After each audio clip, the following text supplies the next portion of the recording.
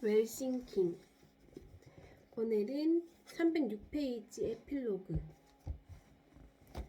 공헌하는 자가 곧 웰싱커다. 위대한 성공은 사람을 위하는 마음에서 비롯된다. 성공을 이룬 사람들은 박의 정신이 강하다는 특징을 가지고 있다. 성공하기 전까지의 나는 오직 나를 위해 성공하고 싶었다. 치열한 삶의 현장에서 생존 전투를 치른 내가 누군가의 행복을 바란다는 건 사치였다. 하루빨리 꿈을 이루고 성공하는 게 삶의 최대 목적이었다. 어렵고 힘들었던 과거를 지우고 보란듯이 성공의 불을 거머쥐고 싶었다. 하지만 무슨 이유에서인지 더 열심히, 더 최선을 다할수록 성공은 멀어져만 갔다. 마치 영원히 잡을 수 없을 것처럼 그렇게 말이다. 나는 크게 실패한 후 2년 동안 마음이 뇌사 상태에 빠져 있었다.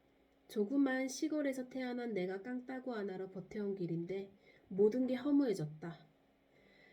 결과가 이럴 거라면 왜 그렇게 악착같이 살았을까 하는 마음으로 지난날에 부정했다. 무엇보다 그렇게 열심히 살았는데도 성공하지 못하는 이유를 알 수 없어 많이 괴로웠다. 나는 계속 나 자신에게 물었다. 내가 할 수 있는 게 뭐야? 네가 빚을 갚을 방법이 있어? 너를 고용할 사람이 있기나 해?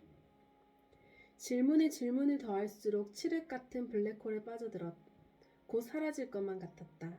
하지만 다행히도 엄마를 위해 살겠다고 정신을 차렸을 때 질문이 바뀌었다. 산다는 게 무엇일까? 어떻게 살아야 내가 살고 있는 곳에 기여할 수 있을까? 타국에서 고생하는 나 같은 아시아인을 위해 무엇을 할 수 있을까?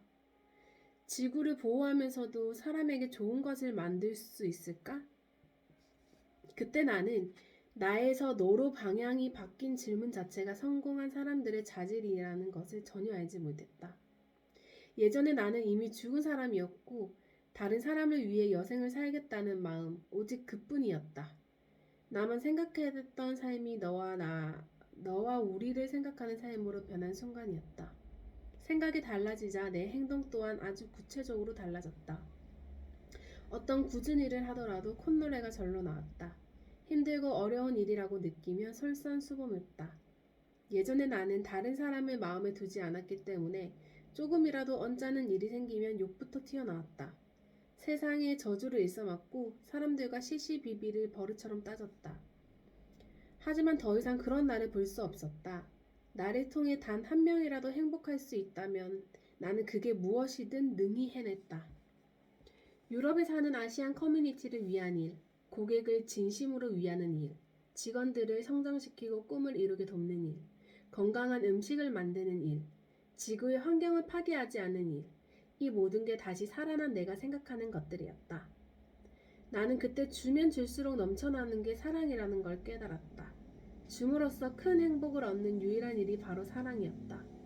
그리고 얼마 지나지 않아 나는 내가 이루고 싶은 모든 걸 이루게 되었다. 갖고자 할 때는 도망가던 성공과 행복이 주고자 하니 슬며시 다가와 더 많은 걸 주었다. 사람을 사랑하지 않고 장기적으로 성공하는 사람은 없다. 나는 그래서는 안 된다고 본다. 그렇다면 왜 사람을 위하는 일이 성공할 수밖에 없을까? 만물 중에서 인간이 멸종하지 않고 살아남을 수 있었던 이유는 바로 사랑이었기 때문이다. 우물가로 향하는 어린아이를 지켜만 볼 수 없는 측은지심이 마음의 중심이 자리에 잡고 있어서 살아남을 수 있었던 것이다. 성공한 사람들의 강연을 듣고자 미국에 갔을 때 일이다. 토니 셰이라는 CEO를 보고 공헌에 대하여 깊은 깨달음을 얻었다. 자포스 창업자인 그는 대만계 미국인이었는데 인터넷에서 신발 사업을 시작한 지 10년도 되지 않아 아마존의 회사를 12억 달러에 매각하며 억만장자가 되었다. 신발 사업으로 아마존에 눈에 띄다니 정말 놀랍지 않은가? 하지만 이보다 더 놀라운 것은 그의 인간미 넘치는 경영 철학에 있었다. 토니 셰이는 스스로를 행복 배달부라고 불렀다. 나는 이 단어를 듣자마자 미소를 감출 수가 없었다. 단순히 신발을 팔아 부자가 되겠다는 게 아니라 신발을 통해 고객들에게 행복을 전하고자 하다니 그에게 존경심이 들었다. 모르긴 몰라도 아마존은 자포스의 사업 가능성일 뿐만 아니라 사람을 귀하게 생각하는 철학을 산 것이라고 생각한다.